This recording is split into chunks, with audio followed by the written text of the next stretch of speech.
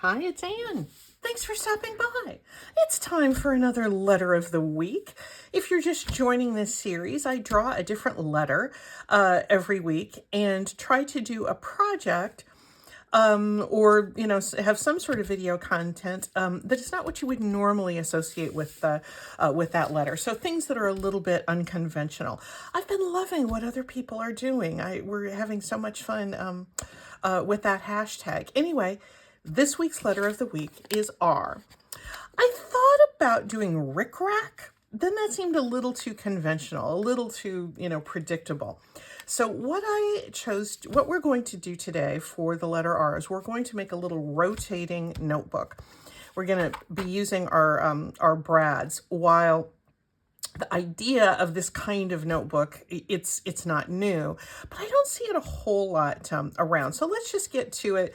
It's really fun. It's a different, again, an interactive way to present some of your thoughts in your junk journal, and it's super easy. Set the brads aside. I like to use, and I've made a fair amount of these over the years, and I found that the kind of paper that tends to work best is paper that's a little bit thicker. It's not paper that folds into other paper. You're just using flat sheets. It's great. I have made it many times. These notebooks many times out of just a grocery bag because this brown paper is a little bit thicker than your typical paper. But today I'm going to be using what would probably fall into the handmade paper category. I don't think this is handmade, but it has that sort of thick, fibery sort of feel that we often get from handmade paper. I've never successfully made paper by hand. I have some that people have given me as gifts. Our friend Bill has given me handmade paper. But where I tend to find it, and it's there a lot, is in thrift stores, in things like these little photo albums. And you can find, I think they're meant for photos to be mounted on, and they give just a nice sort of a decorative, a bit of a textured surface.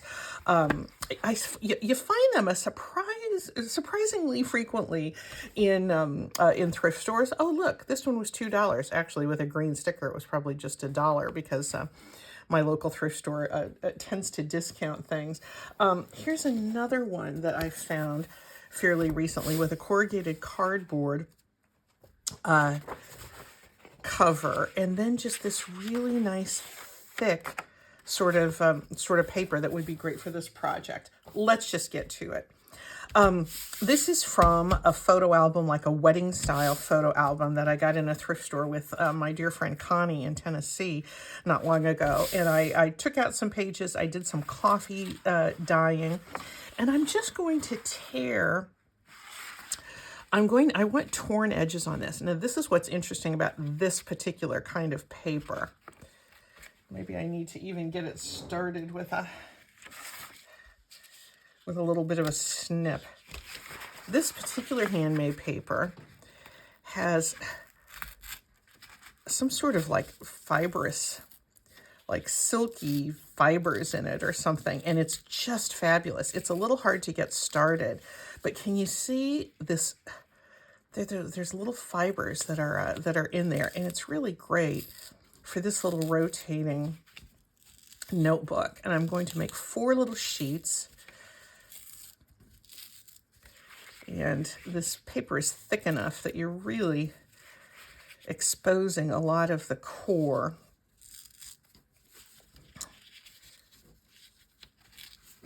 But you can die cut. This particular technique has really nothing to do with the fact that this is going to be a rotating notebook. It's just the way that I'm choosing to do this because I like the look. I think I want to have little sheets that are going to be maybe about this wide.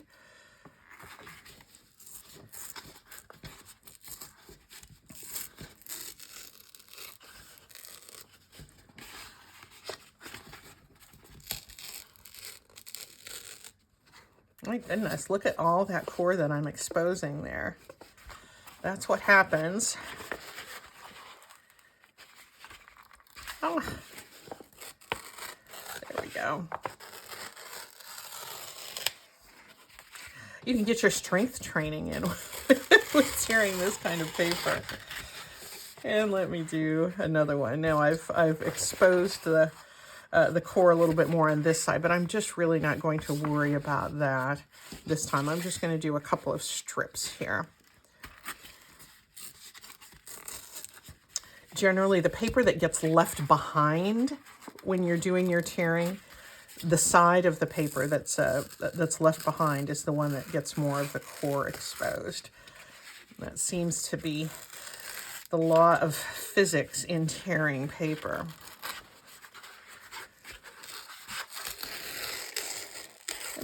This paper took to the coffee staining pretty well.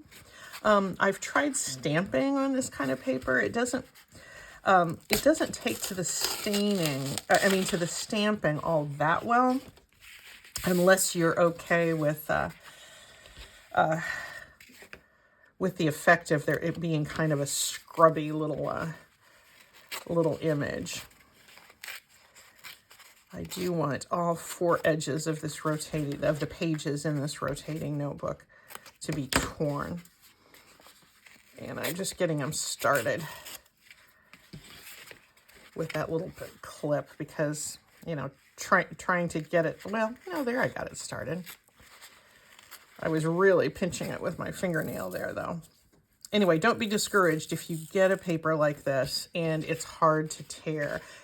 Every single one of them is going to have a different sort of content, but whoever the maker of this paper was, and again, I'm sure it was an automated process, but rather than being done by hand, or else they wouldn't be manufacturing notebooks, wedding albums to the general populace. That wouldn't have happened if they were all handmade. I think I'm going to make these pages about, that's going to be my basic page size. And I think I'm going to put about 4 pages in this little notebook. 1 is the cover, and 3 are to write on. We're going to get to the rotating part pretty quickly. Gosh, that core is so pretty. I almost could leave it like that, couldn't I? But, I also really like inking edges. Maybe we'll just leave that core exposed like that this time. We can always go back and ink later. Yeah, let's just do something a little bit different, a little bit unexpected. Now, I want to decorate my cover. And let's see, what do I want to put in here? I want to put I'll put a little bit of a book page down there as kind of a grounding strip. You know me, I always have some dictionary page around. So I'm just going to put a little strip down the middle. And I will ink that.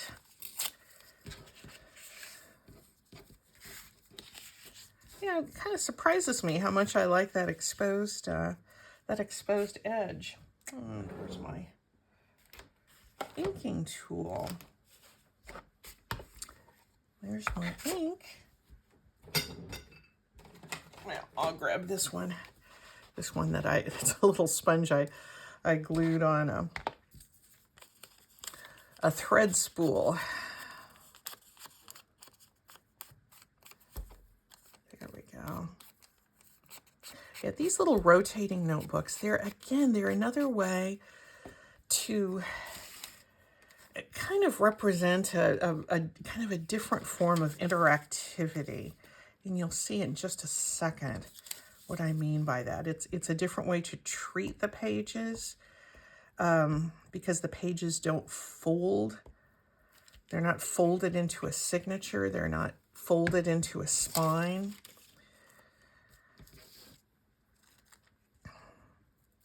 So there's not that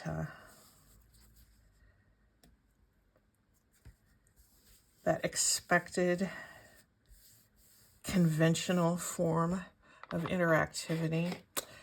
And I have my a couple little pockets from how I organize my little die cut and little, you know, just little images that I cut out. There's, you know, I could put a shell or something. That might be kind of nice. I also got out my food and cooking envelope. I just make these little envelopes out of vellum.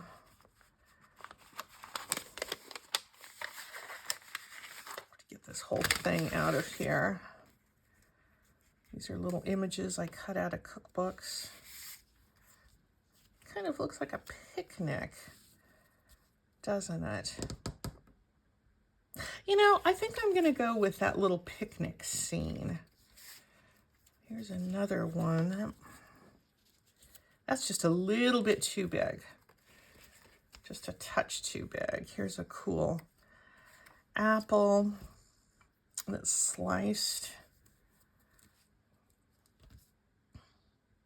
I'm kind of enjoying the apple. I think I'm going to forego that little root beer thing. This cute little lady can wait for another day. This was, what was this? Obviously that was out of a magazine. I enjoy magazine images. A wonderful use of free ephemera when you're picking them up used at flea markets, or I have used boxes at the, yeah, there's not a whole lot of variety of color there, but we can add a little bit more. Let me get this inked up, or not inked up, glued up. And then I promise we will get to the rotating portion, because that's the real drama here.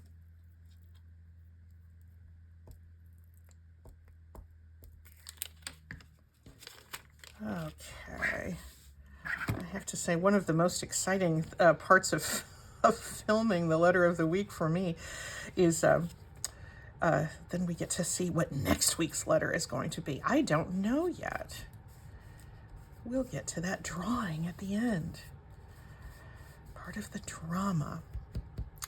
Yeah, I feel like it needs just a little extra color here. What kind of color would be good to accent this little green apple with? Shall I pull out maybe like well, maybe this kind of color would be nice, kind of a, all right, I'm not gonna stamp with this. Certainly you could use watercolor, but if I'm just gonna do a quick little bit of dab of watercoloring, I tend to use my water brushes and kind of sneak a little bit of ink out of my stamping pads. And I'm just going to kind of come around the edge.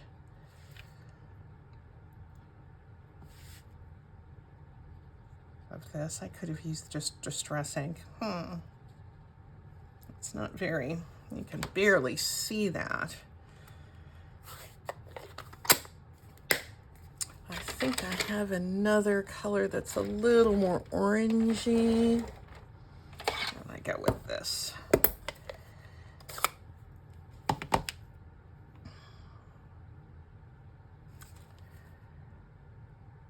Yeah, that's better. And with these little water pens, you can squeeze a little bit of water onto your surface.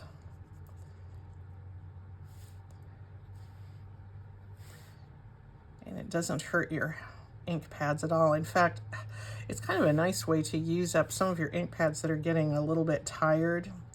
You can draw some of the existing ink out of there with these water pens and or water brushes. Why do I always call them water pens? I don't know.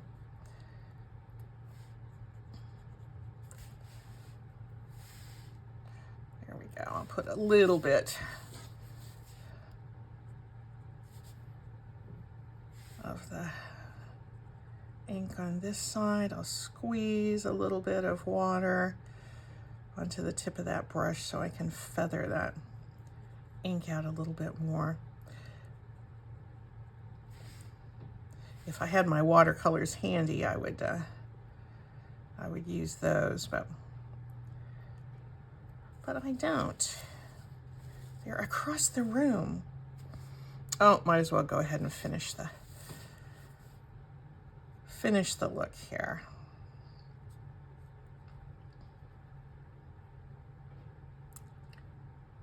There we go.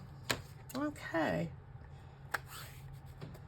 All of this crafting, and I haven't even done the rotating part yet, but we're getting to that. Got this pretty watery, so I'm going to soak up a little bit of that puddle. There we go. I kind of like that. I kind of like the fact I didn't ink the edges. That surprises me. It surprises me that I did not do that. All right, now let's get to the rotating part. I'm going to have, do I have all three here of my little pages? Oh, yes, I do. That one was hiding. There we go. I'm going to put that one in the back. And I am going to pull out my paper punch. You can just use an awl or some sort of pokey tool if you wish. And these are all stacked up there. And I do think I'm going to mark where I want that brad to go. I want it to go right about there.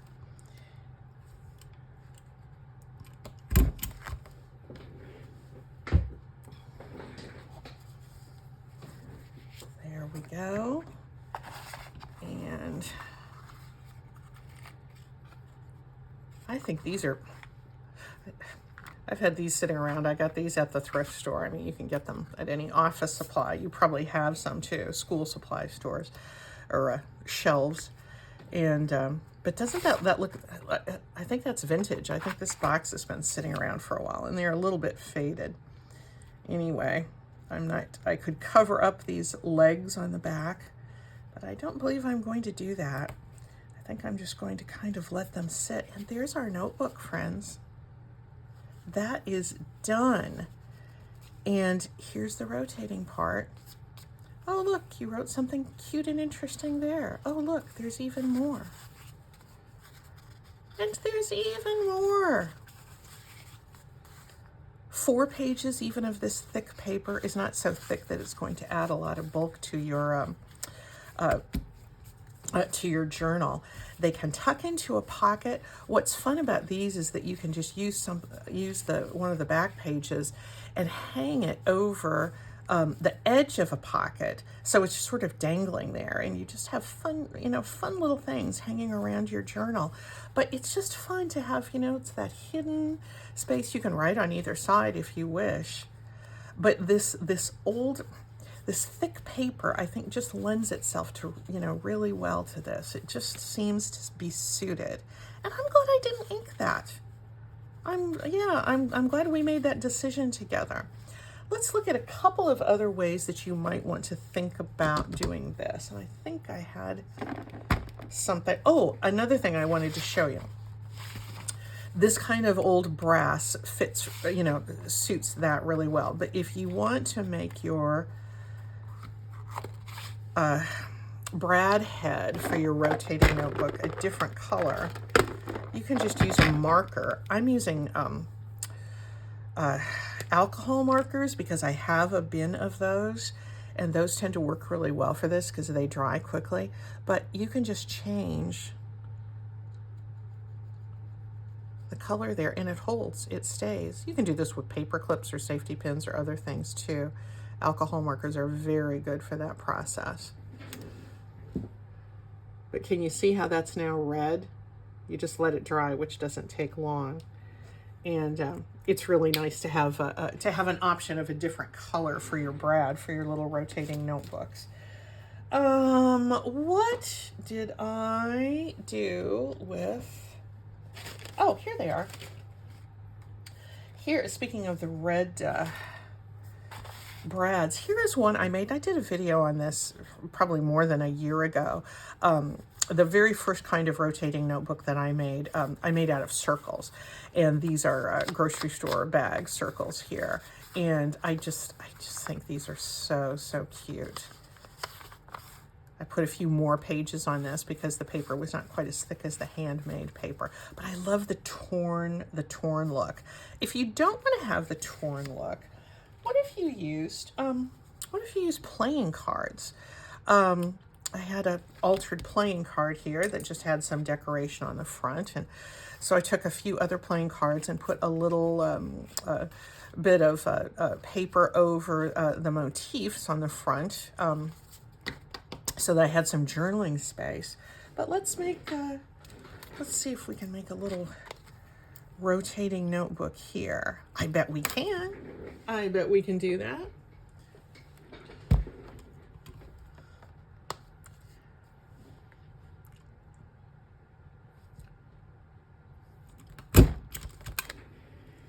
That's always a very satisfying sound, isn't it? And maybe I don't have confidence that this is completely dried yet, so I'm going to use one of the altered brads that I made last night.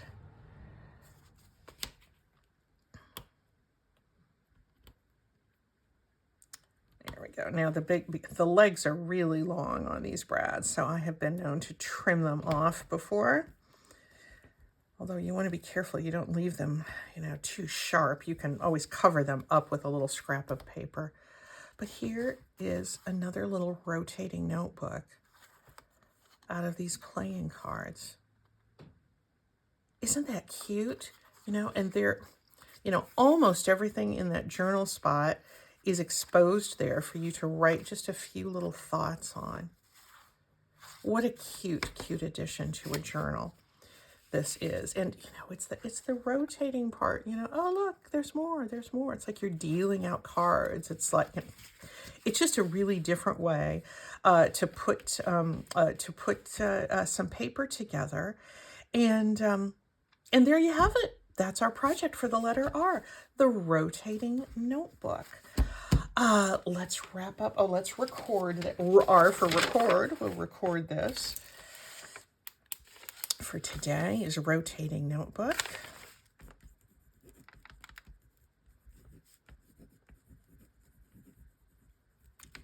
And now, what are we going to have for June 1st? Oh, this is the most exciting moment of the week. I keep this up on the shelf in my craft room all week long, and I always look at it and go, oh, so many more fun projects we're going to have out of that bag. I'm shaking them up like it's, the $1 million lottery or something like that. But grab just one.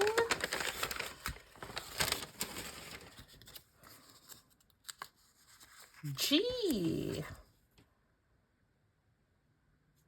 Let's think about that. Good.